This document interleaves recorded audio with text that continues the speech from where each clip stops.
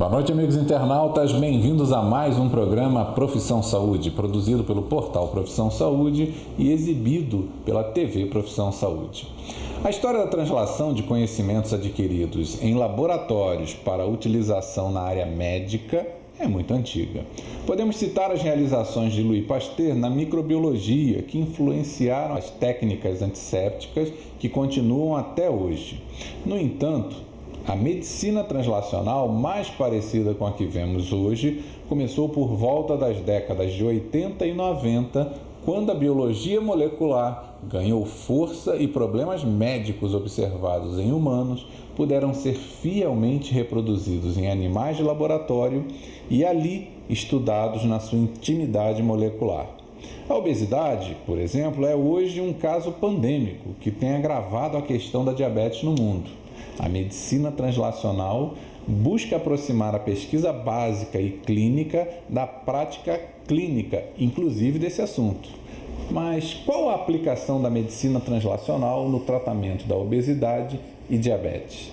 Eu sou Fernando Matos, seu apresentador, e quem responderá essa pergunta hoje é o cirurgião bariátrico, professor Dr. João Luiz Azevedo, especialista pesquisador da Unifesp no assunto. Boa noite, Dr. João Luiz, é um prazer tê-lo aqui conosco. Boa noite, é um prazer estar aqui com vocês conversando.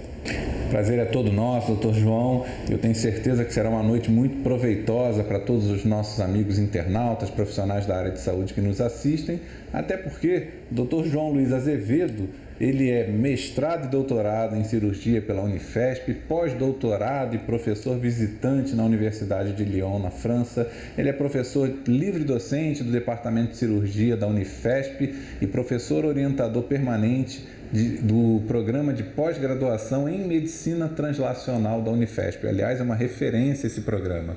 Tem experiência em cirurgia geral e em videocirurgia, sendo especialista e titular emérito do Colégio Brasileiro de Cirurgiões, com habilitação pela Sociedade Brasileira de Videocirurgia.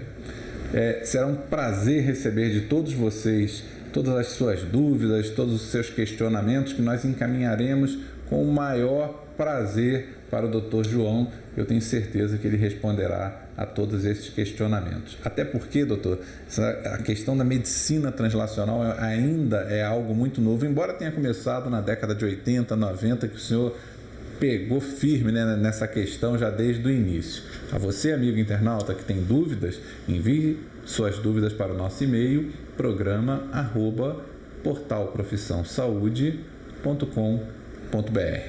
Doutor João, gostaria de começar a nossa noite, então, lhe perguntando o que a medicina translacional propõe em termos da prática clínica atual. Então, é muito bom poder conversar sobre isso. Realmente falta mais fóruns, mais ambientes de debate, de diálogo sobre a medicina translacional no nosso país. Nos Estados Unidos, por exemplo, já é algo que está sendo muito valorizado, onde as agências governamentais estão investindo pesadamente neste tipo de medicina, que realmente é um tipo especial de medicina, onde se leva os problemas que existem na clínica, como por exemplo diabetes tipo 2 em pacientes obesos, para o laboratório, para que animais de laboratórios induzidos a se tornarem obesos e diabéticos mediante dieta e não mediante outro tipo de medida que foge à realidade humana. Por exemplo, tem animais diabéticos onde for retirado metade do pâncreas, ele ficou diabético, vai ser estudado. Isso não é medicina translacional. Medicina translacional é que o problema do indivíduo obeso diabético por ser obeso, e é obeso porque tem uma sobrealimentação, seja levado para o laboratório, onde cepas de animais de laboratório, normalmente no caso ratos, são transformados em animais obesos e diabéticos, e então os tratamentos são ministrados. Então, no primeiro momento, Fernando, é esse aspecto de pegar um problema clínico, levar para o laboratório e com as respostas desses problemas transladar para a clínica. Por isso é a medicina translacional. Dizem da bancada ao leito e vice-versa, do leito à bancada. Vem um problema do leito hospitalar, nós levamos a bancada de laboratório e retornamos com a solução. Esse é o primeiro aspecto da medicina translacional. Existe um segundo aspecto, nós poderemos conversar logo que você me acione no segundo aspecto, que não está muito ligado à sua pergunta. Então, fundamentalmente, a obesidade, esse aspecto foi muito importante, a medicina translacional, de transformarmos animais de experimentação em animais obesos e diabéticos, e aí podemos estudar, mediante biologia molecular, mediante exame desses animais, depois de sacrificados em determinados tipos, momentos dos tratamentos ou da pesquisa etiológica do que estava acontecendo com o seu organismo, o que nós não podemos fazer no homem. O que nós tivemos um grande avanço do tratamento da obesidade, transformando até o nome da nossa sociedade. Eu, que sou membro titular da Sociedade Brasileira de Cirurgia Bariátrica, antiga, em cirurgia bariátrica e metabólica. Isso foi um presente da medicina translacional, porque antes da medicina translacional nós não estávamos muito alertas para o fato de que os benefícios que os pacientes operados angariavam com a cirurgia eram devidos às suas alterações metabólicas, com a possibilidade de reproduzirmos modelos experimentais desses animais, e aí então colocarmos operações cirúrgicas, intervenções cirúrgicas bariátricas nesses animais e estudarmos neles os resultados em nível molecular, nível bioquímico muito profundo, é que nós podemos realmente ver, atestar que os benefícios da intervenção eram realmente devidos às alterações metabólicas que esses animais de experimentação experimentavam e então transladando isso para os nossos pacientes e mudando o nome da nossa sociedade de Sociedade Brasileira Internacional de Cirurgia Bariátrica para Bariátrica e Metabólica. Deixa eu ver se eu entendi, doutor João. Significa que na cirurgia bariátrica, que é feita para redução de estômago ou feita para aquela ponte, né, junto ao intestino, o objetivo do sujeito é reduzir o peso, principalmente o obeso mórbido. Aliás, essa é uma cirurgia para obesos mórbidos, né? E aí há uma influência metabólica, nesse caso, até em função dessa visão do ganho em relação à medicina translacional. Qual é essa relação da influência metabólica? Significa que com essa redução você equilibra o organismo como um todo? Então, Fernando, muito interessante. Você está conduzindo muito bem, a gente pode estar podendo responder sequencialmente. Veja, a mudança da configuração do tubo digestório do indivíduo obeso, que é determinado pela intervenção cirúrgica, para nós analisar, a fim de argumentarmos e analisarmos, vamos colocar a intervenção cirúrgica, que é a operação de FOB americano e Capella italiano, os dois engendraram essa intervenção, que é a redução de estômago, chamada de alguns de redução de estômago, outras chama de bypass, outros chamam de alguns nomes, mas é essa intervenção que 95% dos cirurgiões do mundo realizam nos seus pacientes. Então, essa intervenção, que ela reduz drasticamente o estômago para 1/7, 1/8, 1/9 da sua capacidade, e se faz um curto-circuito do intestino, de modo que diminui a absorção dos alimentos. Nós, cirurgiões, eu que tenho essa experiência, já pela minha própria idade, história científica muito antiga, muito velha, tenho já toda essa experimentação de que, num momento, durante muitos anos, nós julgávamos que os efeitos benéficos do paciente eram devidos a pouca absorção, diminuição da absorção de nutrientes, que era essa operação determinava por fazer um curto-circuito, por tirar do circuito uma determinada quantidade de intestino que absorve alimentos, e também em função restrição do volume do estômago. Estaríamos falando, nesse caso, numa reação mecânica. Isso era um equívoco. Esse equívoco nós vivenciamos anos até que, com essa visão da medicina translacional, onde nós começamos a transformar animais em obesos diabéticos, operá-los, segui-los na sua intimidade biomolecular, é que nós vimos que as alterações hormonais daqueles animais eram que realmente que comandavam a perda de peso, modificavam totalmente a configuração hormonal do paciente. O tubo digestório nosso é a maior glândula de secreção interna, maior do que o número de células endócrinas que produzem hormônios no tubo digestório nosso. Ele é mais pesado, essa acervo de células, do que as nossas glândulas suprarrenais, do que os testículos, do que os ovários, do que qualquer glândula, do que a tiroide. Então, o nosso maior contingente de produção hormonal é o tubo digestório. O que nós não sabíamos, porque a biologia molecular não tinha progredido até que, em 1989, 88, começou a haver realmente uma identificação desses hormônios produzidos pelo tubo digestório e que influenciam diretamente na obesidade. Então tem o hormônio, por exemplo, a leptina, que é o hormônio da fome. O indivíduo tem alta leptina, tem uma fome muito maior do que o outro indivíduo que não tem a leptina. A grelina, perdão, a leptina que é a grelina, desculpe, esquece a leptina. A grelina, que é o hormônio da fome, o indivíduo que tem grelina aumentada tem uma grande capacidade de ter fome do que o indivíduo que não tem. Com essa intervenção, o fato do estômago, a grande maioria do estômago, que é o estômago que produz a grelina, ser afastado do trânsito, ficar, digamos assim, isento da passagem de alimentos, ele deixa de produzir a grelina. A grelina cai de uma forma muito grande. Então a fome do indivíduo é muito diminuída.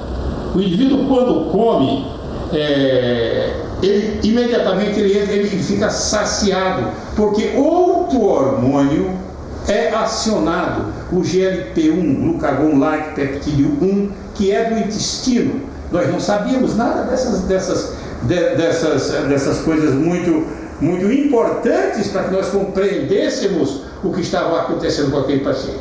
Então, o paciente que muda a configuração hormonal, não é aquele paciente que tem redução de estômago, que ele fica morrendo de fome, querendo comer. Não, esse indivíduo ele entra no seu cérebro, agora é banhado por hormônio da saciedade, porque quando você come e o intestino, ele entra no bypass, ele vai excitar as células da produção do GLP-1, que é o hormônio da saciedade, que antes da operação ele não era excitado. Isso a gente pode, na nossa conversa, explicar mais detalhadamente, mas eu não quero perder assim, o fio maior, macro da meada, que é mostrar que essas alterações hormonais, diminuição de grelina que é produzida pelo estômago, e o estômago, quando ele é isento do trânsito, ele baixa a grelina, a produção do GLP-1, que é o hormônio da saciedade, que ele é imediatamente produzido muito precocemente quando o indivíduo se alimenta, faz com que o cérebro do indivíduo seja banhado por uma outra configuração hormonal. Uma outra configuração hormonal que não era aquela que ele tinha antes. Então o indivíduo ele não vai ter fome. Então não é aquele indivíduo que foi operado, que o estômago foi reduzido e que ele fica morrendo de fome porque o estômago reduzido, ele quer comer, não pode, porque não é essa a questão.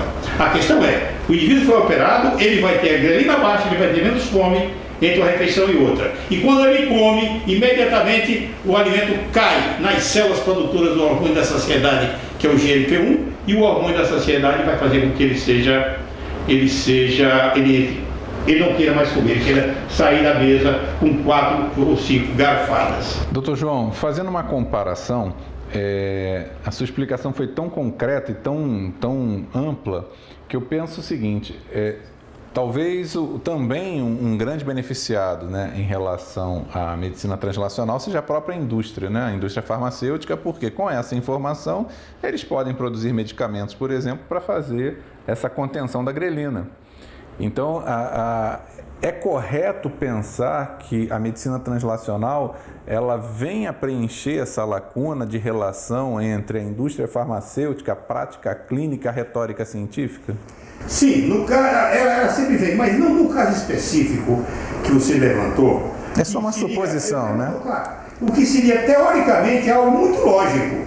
Só que no caso nosso, que lidamos com o tubo digestório, esses hormônios são muito fugazes. Esses hormônios, eles aparecem, são metabolizados. Por exemplo, esse hormônio da saciedade, o GLP-1, a indústria farmacêutica já está fazendo análogos do GLP-1, substâncias parecidas com esse GLP-1 que são produzidas pelo intestino, células L, principalmente no íleo, na parte final do intestino. Então a indústria farmacêutica está tentando produzir, está conseguindo, só que ainda com muitos problemas, porque sempre tem a faca de dois gumes. Este hormônio GLP-1, quando os análogos, quando ele é ingerido exogenamente, de fora para dentro, não há uma adequação com o metabolismo daquele específico paciente. Enquanto que, quando ele é lançado na circulação sanguínea por causa da operação do próprio organismo do indivíduo, então ele é autoajustável. Então é um indivíduo que está lançando o GLP-1 no seu próprio organismo, e o seu próprio organismo sabe que ele tem que lançar só tantos miligramas de GLP-1, porque se ele lançar mais, o indivíduo entra em hipoglicemia, tem um metabolismo glicêmico muito grande, o indivíduo entra em hipoglicemia.